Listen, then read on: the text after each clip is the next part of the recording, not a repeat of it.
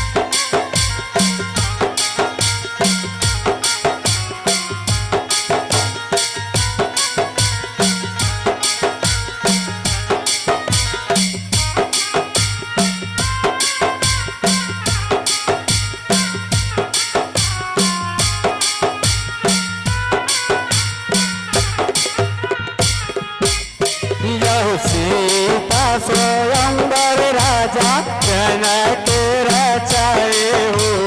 बड़े बड़े जोई बाजुरी आए हो मां सीता स्वयंवर राजा जनक रचाए हो बड़े बड़े जोई बाजुरी आए हो मां यह सीता स्वयंवर राजा जनक रचाए हो बड़े बड़े जोई बाजुरी आए हो मां सीता स्वयंवर राजा जनक रचाए हो बड़े बड़े जोई बाजुरी आए हो मां यह बड़े बड़े जोई बाजुरी आए हो माया मोर सीता स्वयंवर राजा जनक रचाए हो बड़े बड़े जोई बाजुरी आए हो मां सीता स्वयंवर राजा जनक रचाए हो बड़े बड़े जोई बाजुरी आए हो मां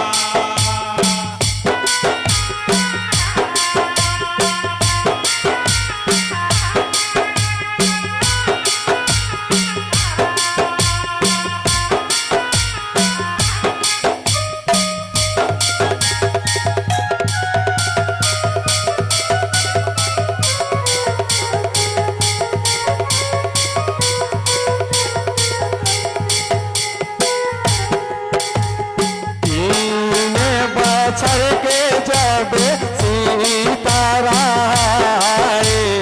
तूने हो के तेला गाए हो मां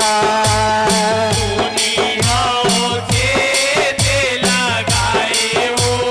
माया मोर दुनियाओं खेत लगाए हो मां यह सो के धनुष ला घोड़ा बना के खेले आनंद मनाए हो मां खेले आनंद मनाए हो माया मोर खेले आनंद मनाए हो मां यह वैसे चरितला देखे के जनक हरि मने मने अपन जाए हो मां मन मन अपन बजाए हो माया मोर मन मन अपन बजाए हो मां यह जौन उठाई धनुष ला कैनाला मोर भी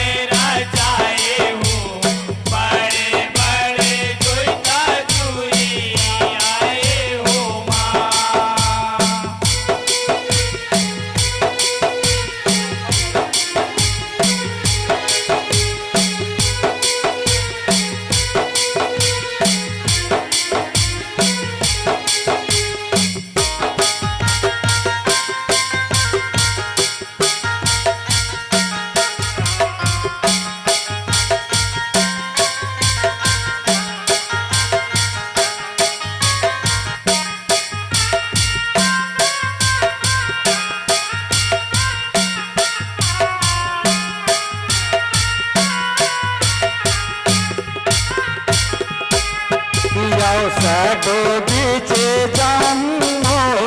राजा क्षत्रिय गेऊ जनक आदेश सुनावे उमा जनक आदेश सुनावे हो माया मोर जनक आदेश सुनावे हो माँ यह पूजा पाठ करके शिव के धनुष ला सभा बीचे हावे मारावे उमा सभा बीचे हावे माराए हो माया मोर सभा बीचे हावे माराए हो माँ यहुआ अपने बलेला लगा के शिव के धनुष लाऊ चावे उमा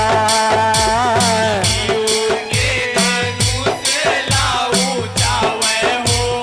माया मोर शिव के धनुष लाऊ जावे हो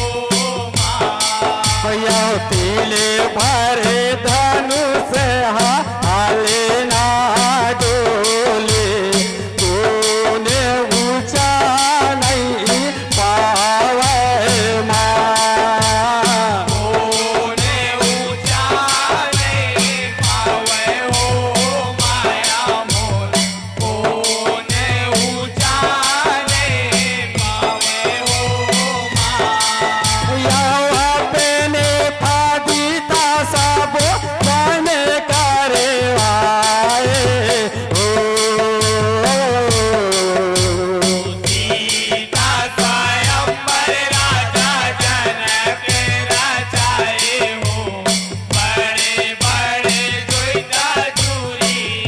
आए हो माँ सीता स्वयंवर राजा जनक रचाए हो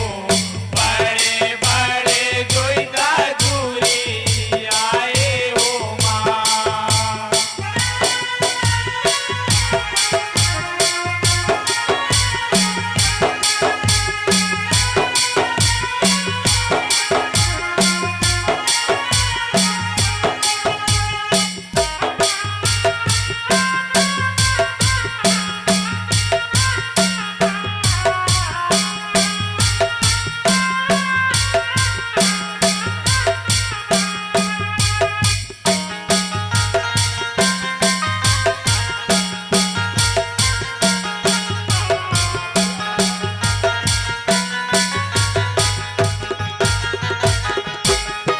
यह तब